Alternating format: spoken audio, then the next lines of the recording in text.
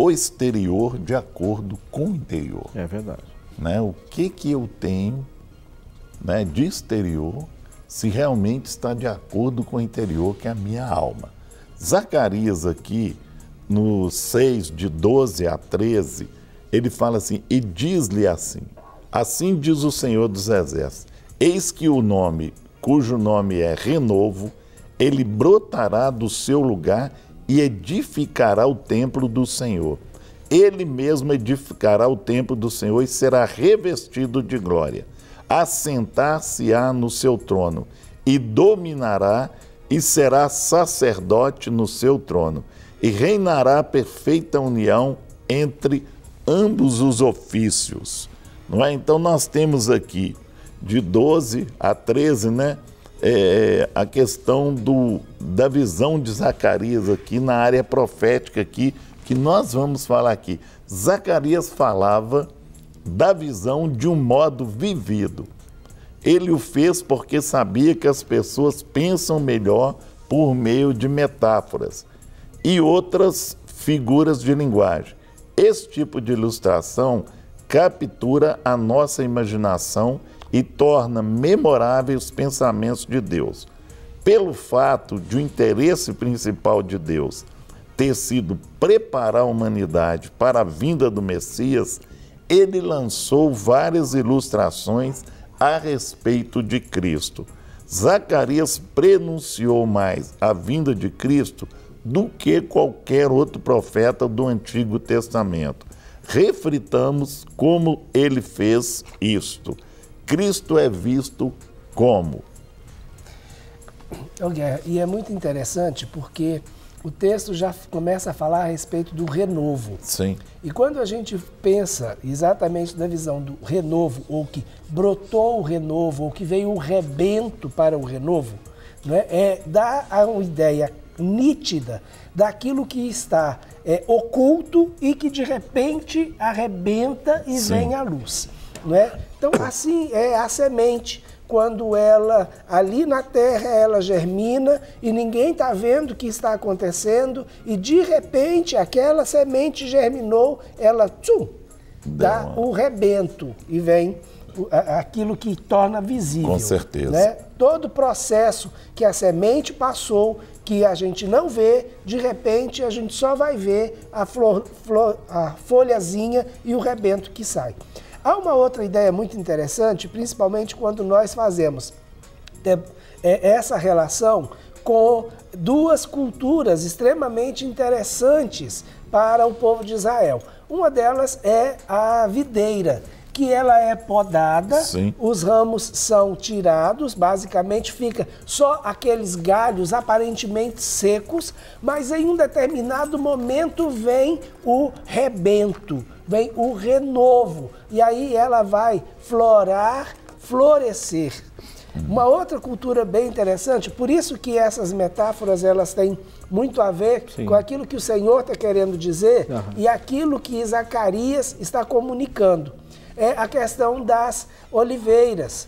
Né? Então, você tem ali, muitas vezes, a oliveira parece morta, né? Velha, 100, até 200 anos ou mais. Né? Hoje, nós temos algumas oliveiras que, segundo a tradição, tem 2000 anos, é do tempo de Jesus, ainda em Jerusalém. Então, quando você olha, parece que está tudo seco, parece que está tudo morto, mas, de repente, vem o renovo e ela vai florescer e frutificar. Então, nós temos uma ideia clara daquilo que está aparentemente morto ou que não está no visível, que é o interior, mas que de repente sai para fora para cumprir o propósito.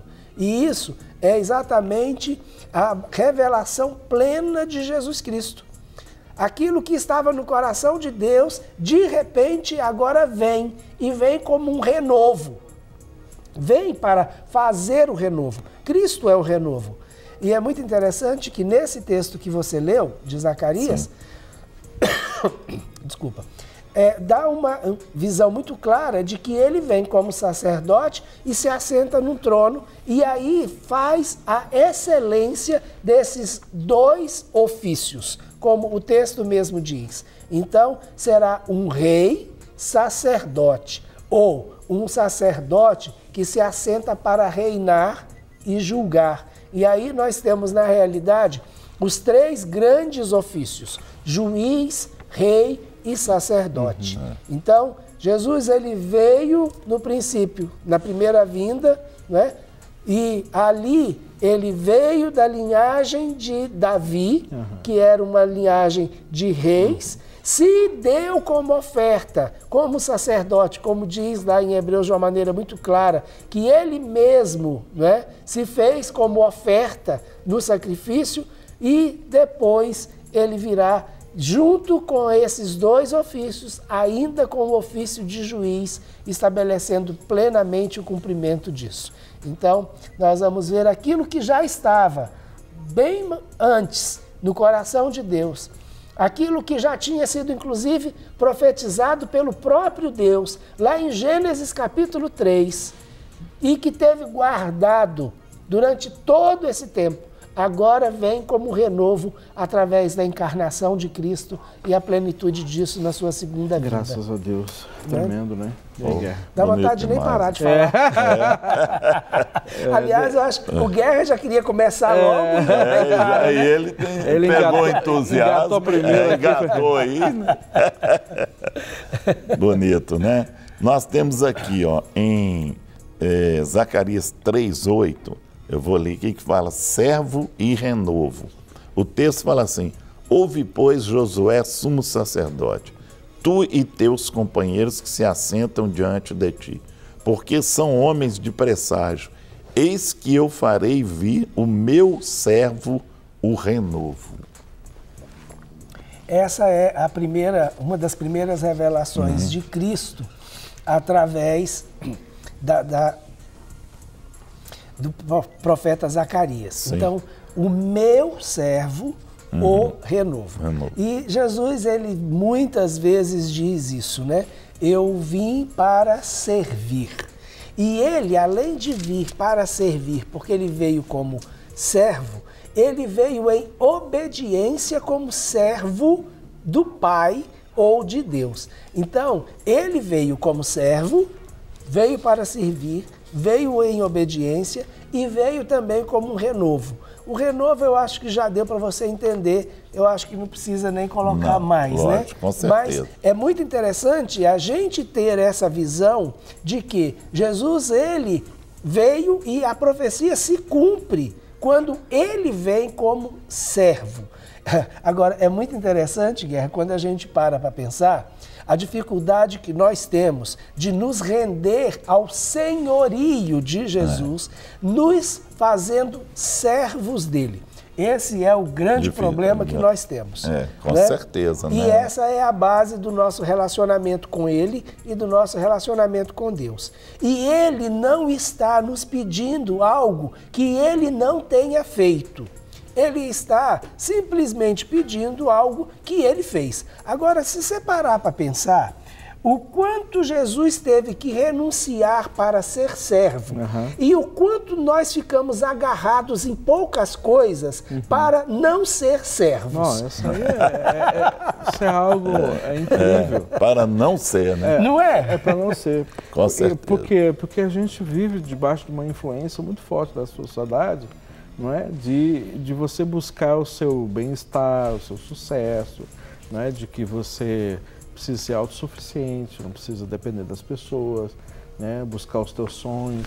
E para você alcançar essas coisas, você tem que renunciar, principalmente essa perspectiva, que hoje é muito recorrente nas igrejas, não é essa coisa de você ficar à mercê da igreja, ficar à mercê da liderança, entre aspas, que servir é você se tornar alguém retrógrado ou mesmo talvez, sabe, alguém que não tem perspectiva de futuro. Enfim, essas questões todas que vêm sobre todos nós e essa geração de jovens, então, são bombardeados o tempo todo a respeito disso, não é?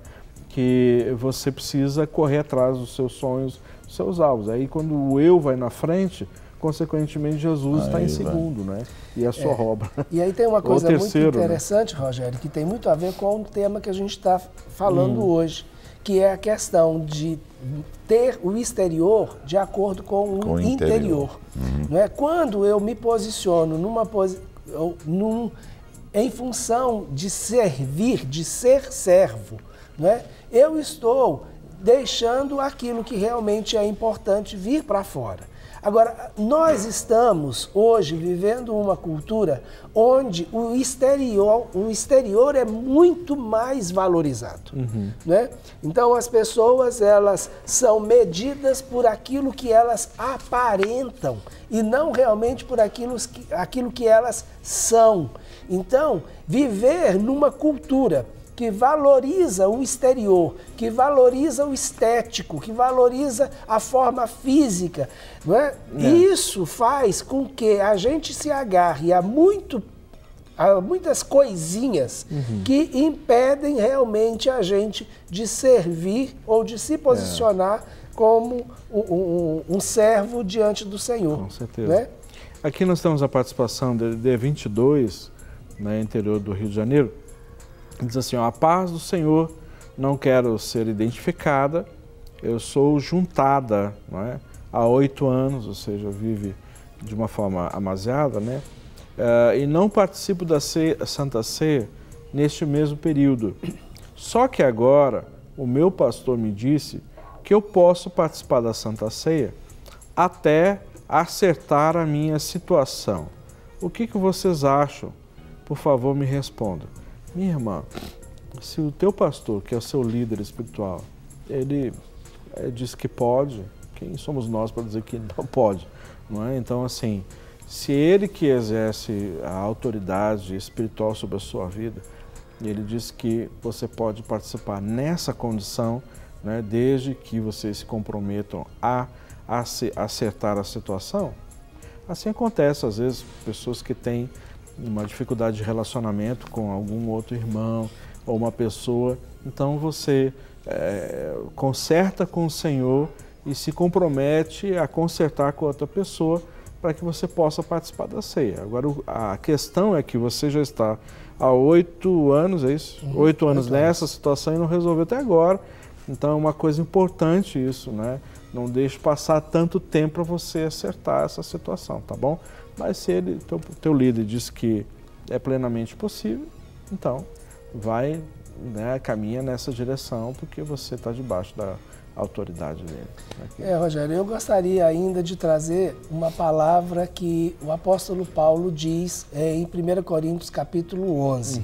Examine-se, pois, o homem a si mesmo. Exato. Embora você tenha uma palavra da sua liderança dizendo que pode, se você não encontrar paz no seu coração, não faça. Tá certo? Examine-se o homem a si mesmo. Ok, eu concordo com isso. Não é? Tá certo. Porque fazer só porque o líder falou. Tá se não há paz, aí vai ficar trazer maldição para si. Tá certo? Okay. É melhor contextualizar, né? E fazer Já tem uma palavra do líder, sim. Isso. Então, se vier sim no seu coração, sim, ok. Tudo bem. Mas se não vier sim no seu coração, não faça. Nós temos aqui Zacarias 6,13, que fala sobre o sacerdote, tá? Então, né, Cristo é visto como sacerdote. 6,13, ele fala assim, ele mesmo edificará o templo do Senhor e será revestido da glória.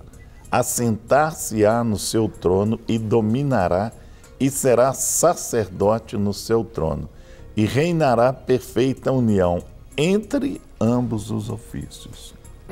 É aquilo que a gente comentou no princípio, né? Perfeita união entre ambos os ofícios, isto é, entre o sacerdócio e o reino. Mas é muito interessante a ênfase que ele dá agora ao sacerdócio, que é o texto que você leu logo no princípio. Sim. Né?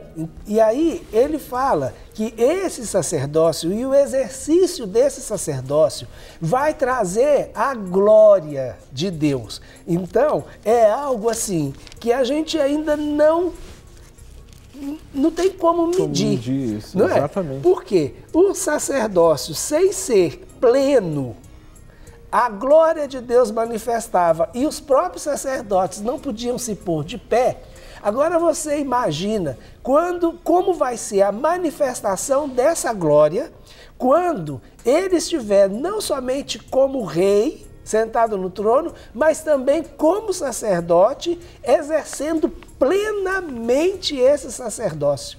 Aí, olha, vai ser a glória da glória. É isso aí. Aqui, nós temos uma participação, DDD 31. Assim, olá, pastores, graça e paz.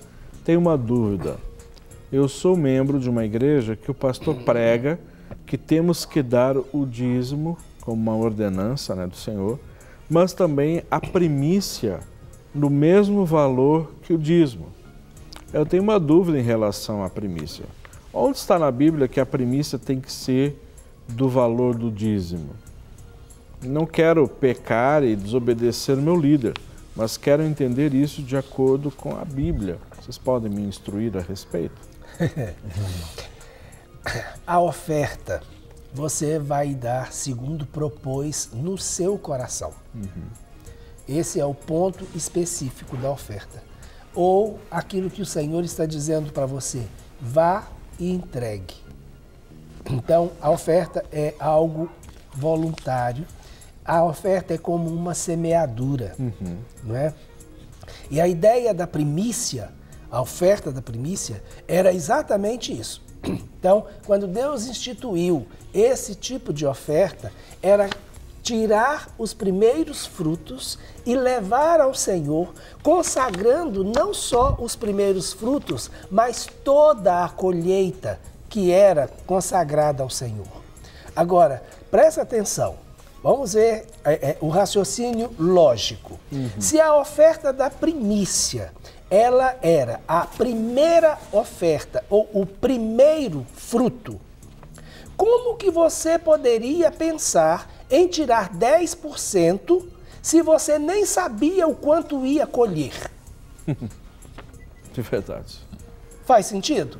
Então, biblicamente, Deus não estabelece em lugar nenhum a quantidade que é a primícia, porque é uma oferta de primícia, e você não tira 10% antes de saber qual vai ser o total da renda, porque dízimo é 10% de sua renda. Oferta de primícia é a primeira oferta. Então, por definição, eu creio que você já entendeu. Pastor Guerra, vamos orar que nosso tempo está avançado. Pai, em nome de Jesus Cristo, nós louvamos ao Senhor, agradecemos, Pai, por cada vida e pedimos sua visite a cada um agora, Pai, cada pedido que foi feito, Pai, em nome de Jesus. Senhor, nós sabemos que o Senhor é um Deus do impossível, Pai, e nós pedimos, Senhor, agora, alcance a cada um, Senhor, fortalecendo, restaurando, curando, Pai, e que cada um, Senhor, venha sentir, sair de dentro dele um rio de água viva, Pai. Em nome de Jesus, nós abençoamos a cada um e agradecemos em nome de Jesus Cristo. Amém. Para receber todas as novidades do canal, inscreva-se e se curtir o vídeo, clique em gostei. Aproveite para acompanhar a Rede Super nas redes sociais.